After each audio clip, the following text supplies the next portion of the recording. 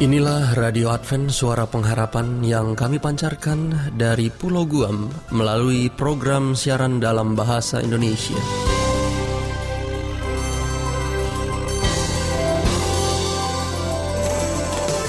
Salam sejahtera kami sampaikan kepada para pendengar kami dimanapun Anda berada.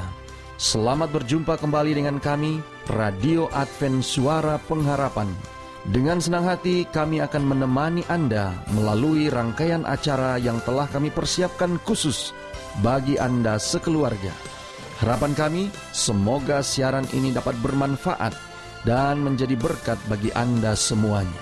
Selamat mengikuti dan selamat mendengarkan. Tuhan memberkati.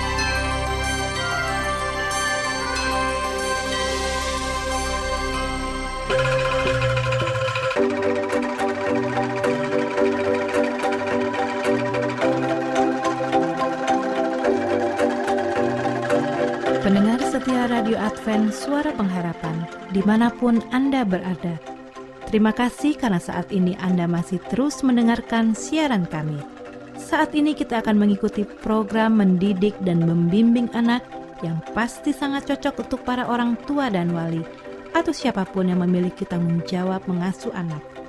Arahan dan petunjuk yang disampaikan dalam program ini mengacu kepada petunjuk Allah, baik dari kitab suci, juga pena inspirasi yang merupakan tulisan yang diilhamkan. Selamat mengikuti.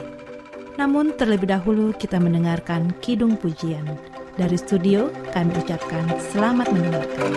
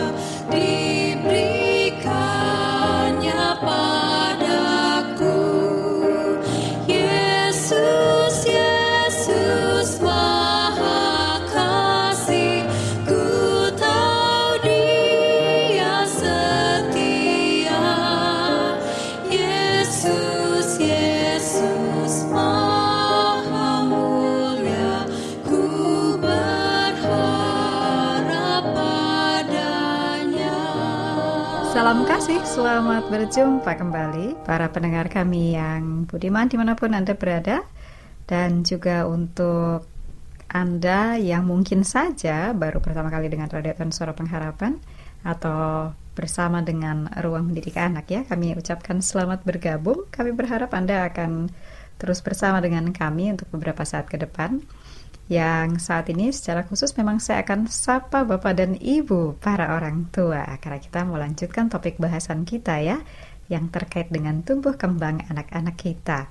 Ya, ini memang mungkin tidak terkait secara langsung untuk pertumbuhan mereka, tapi ini secara tidak langsung ya, karena ini adalah bagaimana cara kita memperlakukan anak-anak setiap hari, khususnya bagi anak-anak yang masih perlu digendong. Betul sekali ya Bapak dan Ibu, dan juga para pendengar sekalian, ini adalah lanjutan dari topik bahasan menggendong bayi.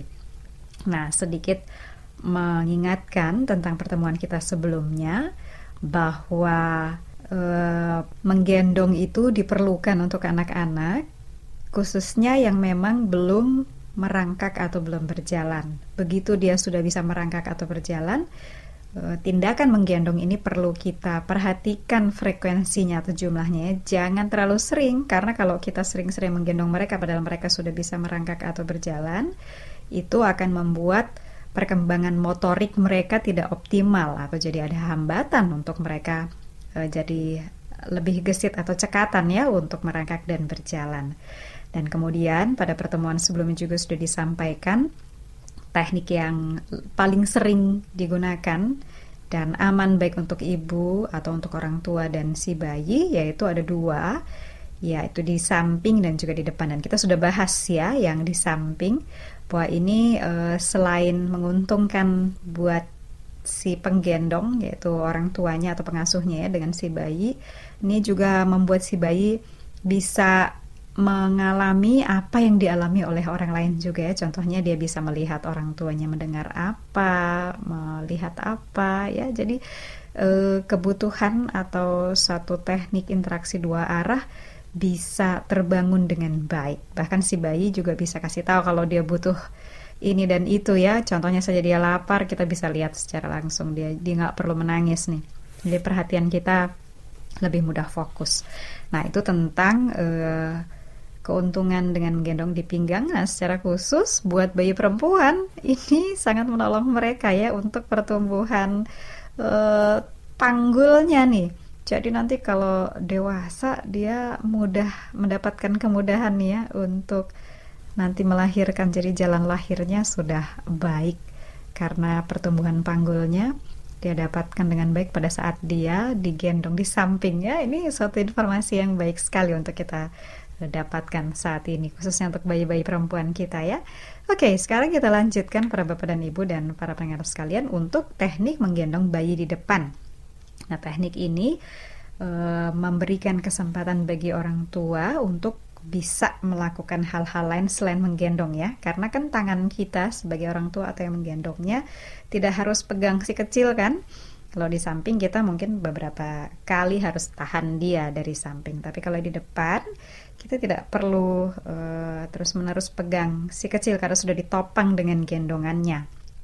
Nah, biasanya posisi kepala bayi itu bisa menghadap ke depan atau ke atas ya. Jadi posisi ini akan membuat pandangan si bayi jadi lebih luas. Dan ini biasanya membuat dia lebih senang. Tapi posisi ini boleh dilakukan kalau bayi sudah bisa kontrol gerakan kepalanya ya. Jadi kepalanya sudah cukup kuat, dia sudah baik untuk mengontrol gerakan kepala, maka posisi menggendong di depan ini bisa kita terapkan atau bisa kita lakukan untuk bayi kita.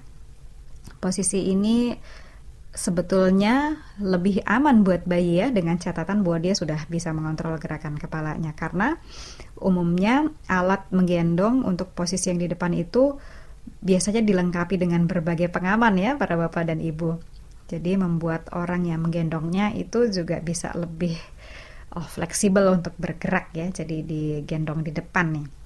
Biasanya mereka juga dalam keadaan posisi duduk, terus mereka bisa melihat dengan bebas ya ke segala arah. Anak-anak suka ya, bayi-bayi suka mereka kalau dengan posisi ini. Namun Bapak dan Ibu, kita juga perlu perhatikan dengan cermat kalau kita gunakan alat yang atau penggendong yang memungkinkan anak ini digendong di depan.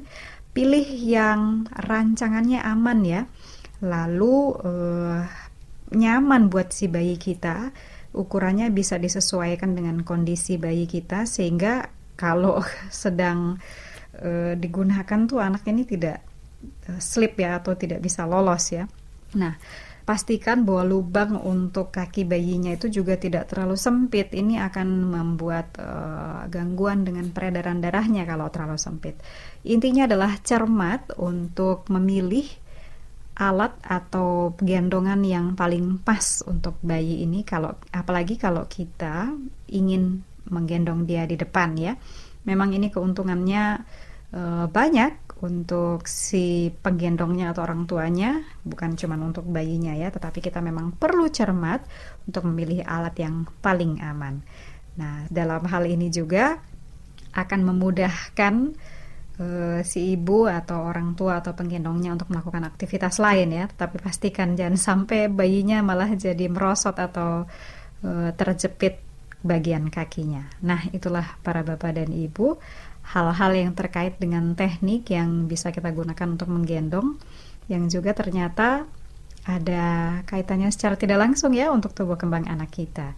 Dan ini sebetulnya tertumpu pada bapak dan ibu untuk memilih yang terbaik buat anak-anak kita, sehingga mereka bisa tumbuh dan berkembang dengan semestinya, bahkan kesehatan secara menyeluruh jadi bagian-bagian anak-anak kita ya, supaya nama Tuhan juga bisa dimuliakan untuk kesehatan anak-anak kita, untuk kesehatan kita semuanya. Nah, terima kasih Bapak dan Ibu untuk perhatian Anda. Kami sangat berharap bahwa di dalam mendidik, membesarkan anak-anak ini, kita selalu meminta hikmat daripada Tuhan, pencipta dan pengarunia yang sudah menitipkan anak-anak untuk kita semuanya, supaya mereka dibimbing dengan penuh doa, dan mereka akan tumbuh sebagaimana yang sudah dirancang oleh pencipta kita, supaya nama Tuhan juga yang dimuliakan untuk hal ini. Terima kasih sekali lagi perhatian Anda.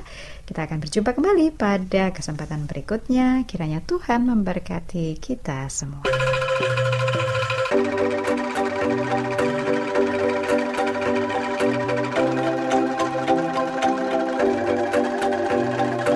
Pendengar setia Radio Advent Suara Pengharapan, demikianlah program mendidik dan membimbing anak yang baru saja kami persembahkan bagi Anda. Kiranya ini dapat menjadi penuntun praktis dan bermanfaat bagi tugas mulia yang sudah Allah mandatkan kepada kita. Sampai berjumpa pada kesempatan berikutnya, dan selamat mengikuti acara selanjutnya.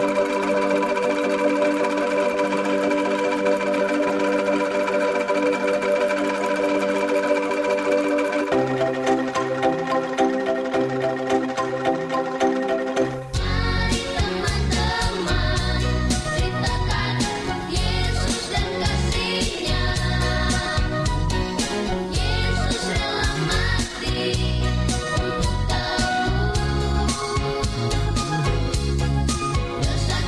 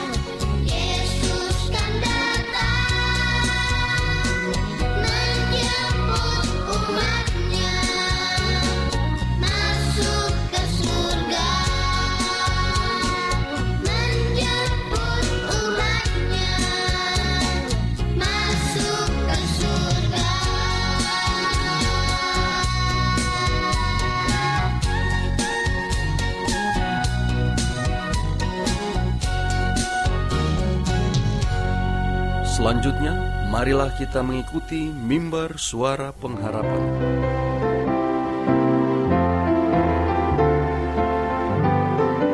Inilah mimbar suara pengharapan.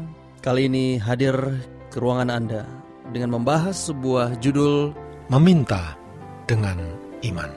Untuk itu kami ucapkan selamat mengikuti. Siapa yang mendengar, serukanlah kabar keselamatan ke seluruh dunia. Masyurkanlah sekarang kabar mulia. Marilah siapa yang mau, marilah yang mau, marilah yang mau. Kabar selamat ini berilah orang tahu. Allah Bapa kita akan jemput engkau. Marilah siapa yang mau. Para pendengar yang berbahagia, selamat berjumpa kembali dalam mimbar suara pengharapan. Salam sejahtera. Pada kesempatan ini kami mengangkat sebuah renungan dengan judul Meminta dengan Iman. Presiden Amerika Serikat Andrew Jackson mengampuni George Wilson yang telah divonis hukuman gantung karena membunuh. Tetapi narapidana ini menolak pengampunan itu dan mengatakan bahwa pengampunan itu tidak berlaku kecuali ia menerimanya. Presiden Jackson berkonsultasi dengan Mahkamah Agung dan Ketua Mahkamah Agung John Marshall membuat keputusan. Sulit dimengerti bahwa seseorang yang divonis hukuman mati menolak menerima pengampunan. Tetapi jika pengampunan itu ditolak, maka tidak ada pengampunan. George Wilson harus digantung. Wilson mati oleh karena ia tidak mau menerima pengampunan. Allah menawarkan kepada kita hidup yang kekal atas dasar percaya pada Yesus Kristus. Dalam Yohanes pasal 3 ayat 36, barang siapa percaya kepada anak, ia beroleh hidup yang kekal. Jika kita tidak percaya, kita tidak akan melihat hidup. Jalan satu-satunya untuk hidup selama-lamanya dengan umat yang ditebus ialah menerima pengampunan Yesus. Dengan menyatakan iman dalam Yesus, maka hidup kekal menjadi milik kita. Kita tinggal meminta. Pengharapan kita akan hidup kekal tergantung seluruhnya pada Yesus. Ialah Sang Pemberi hidup. Yesus datang untuk menghapuskan kematian dan yang oleh Injil telah mematahkan kuasa maut dan mendatangkan hidup yang tidak dapat binasa. 2 Timotius pasal 1 ayat 10. Injil menyatakan hidup kekal sebagai karunia Allah bagi mereka yang percaya kepada Yesus. Hidup kekal bukan milik alamiah kita. Roma 6 ayat 23. Melalui iman dalam Yesus kita menerima hidup kekal sekarang dan pada kedatangannya yang kedua kali kita akan menerima kekekalan. 1 Korintus pasal 15 ayat 51 sampai 53. Adalah menggembirakan mengetahui bahwa hidup kekal di balik hidup ini sama pastinya dengan kebangkitan Kristus dari kematian. Ia yang membangkitkan Tuhan Yesus akan membangkitkan kami juga bersama-sama dengan Yesus. 2 Korintus pasal 4 ayat 14. Semakin lama dan semakin berat berjalan hidup kita, semakin berarti kata-kata penghiburan ini bagi kita. Kata-kata ini mengarahkan mata kita ke surga, mengharapkan datangnya Tuhan kita kembali. Allah menawarkan hidup kekal pada kita atas dasar percaya pada Yesus Kristus. Pengharapan kita seluruhnya pada Yesus, karena barang siapa tidak taat kepada anak, ia tidak akan melihat hidup, melainkan murka Allah tetap ada di atasnya. Para pendengar yang berbahagia, adakah Yesus di hatimu sekarang? Sudahkah Anda menerima sepenuhnya pengampunannya? Jika belum, terimalah segera. Anda tinggal meminta, dan jika Anda lupa akan segalanya, ingatlah Yesus. Para pendengar yang berbahagia, betapa sering kita mendengar orang berkata, iman saya terlalu lemah. Saya tidak tahu apakah Allah mendengar doa saya atau tidak. Bagaimanakah saya mengembangkan iman? Apakah yang harus saya lakukan agar iman saya bertumbuh? Bagaimanakah dengan Anda? Apakah kita benar-benar percaya bahwa Yesus akan menggenapi janjinya bagi kita? Apakah Anda menerima janji-janjinya untuk mengampuni dosa kita dan menuntun kita setiap hari? Apakah Anda sama dengan orang beriman dalam Injil Yohanes yang percaya akan perkataan yang dikatakan Yesus kepadanya lalu pergi? Yohanes 4 ayat 50. Bacalah cerita tentang seorang pegawai istana dalam Yohanes pasal 4. Ia memohon agar Yesus datang ke rumahnya dan menyembuhkan anaknya yang hampir mati. Yesus berkata kepadanya, "Pergilah, anakmu hidup." Yohanes 4 ayat 50. Orang itu percaya, lalu ia pergi pulang ke rumah. Pada waktu hari berikutnya ia tiba di rumahnya. Ia menemukan bahwa pada jam yang sama Yesus berbicara kepadanya, penyakit anaknya sembuh. Kristus menghargai iman orang ini. Para pendengar yang berbahagia, bagaimanakah kita bisa mengembangkan iman yang sama dengan itu? Alkitab mengatakan beberapa rahasia untuk menambah iman kita. Pertama, mintalah pada Yesus seperti murid-murid, tambahkanlah iman kami. Lukas 17 ayat yang kelima. Lalu yang kedua, iman adalah karunia.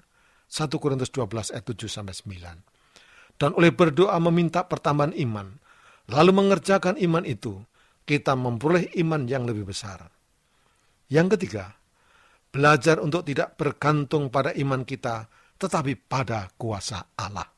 1 Yohanes 5 ayat 14 dan 15. Dan yang keempat, mempelajari firman Allah sebagai cara untuk menambah iman kita. Roma 10 ayat 17. Dan yang kelima, para rasul meneguhkan iman mereka oleh menganggap iman sebagai yang mengalahkan. 1 Yohanes 5 ayat 4. Dan oleh berjalan dalam penurutan. Yang keenam, kita memperoleh iman yang lebih besar. Sesudah berdoa sungguh-sungguh, kita menerima perkara-perkara yang kita minta. 1 Yohanes 5 ayat 14 dan 15. Para pendengar yang dikasihi Tuhan, kehidupan sekarang sesungguhnya adalah sekolah iman. Kita memohon perkara-perkara yang lebih besar dan yang lebih besar lagi tentang Allah, lalu menghormatinya oleh percaya kepadanya. Jangan lupa, melatih iman sangat vital, karena iman dalam Yesus, juru selamat kita yang telah disalibkan dan bangkit kembali, adalah kunci kepada hidup yang kekal. Yohanes 3 ayat 14 dan 15. Kita harus membicarakan iman, kita harus menghidupkan iman, dan kita harus berbuat di dalam iman. Jangan pernah bicarakan tentang tawar hati, tetapi bicarakanlah tentang pengharapan dan kemenangan. Marilah kita selalu memandang ke atas, terus maju dalam iman percaya kita. Kiranya Tuhan memberkati Anda dan saya. Amin.